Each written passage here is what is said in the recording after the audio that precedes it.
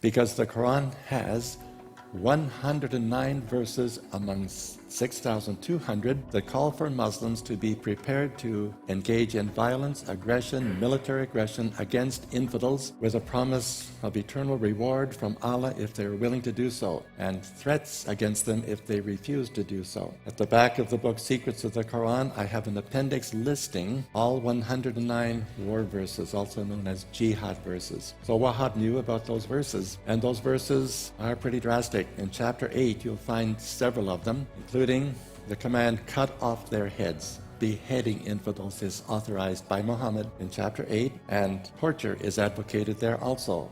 Cut off their fingertips, ambush them. All sorts of acts of violence are prescribed by Muhammad in 109 verses out of 6,200. That means, on the average, 1 out of 55 verses in the Quran is a war verse. There are, guess how many? 6 peace verses in the Quran. And let me quote 2 or 3 of them for you. One is the verse where Muhammad recited, he didn't write because he was illiterate, but he recited, there is no compulsion in religion. So that sounds reassuring. Seems to promise that if you're not a Muslim, choose not to be a Muslim, you're not going to be forced to convert. It also seems to indicate if you're a Muslim and decide you don't want to be one anymore, you're free to leave without being charged with apostasy as a capital crime. That's a peace verse.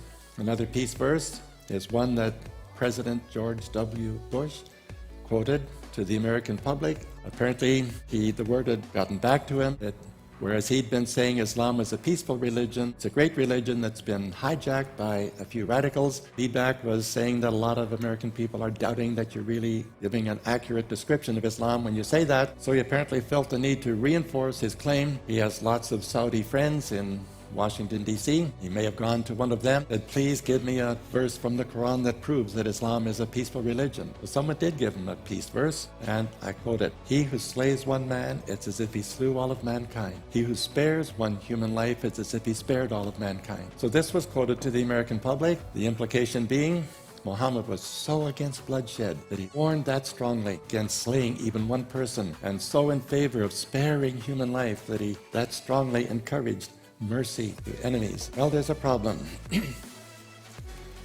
And Muslim theologians are teaching in Muslim schools and teaching in Muslim mosques around the world. Yes, there are the peace verses, but they're all given by God to Muhammad when Muhammad was still living in Mecca. They're exclusively from the Mecca period, the early life, the one they call a prophet.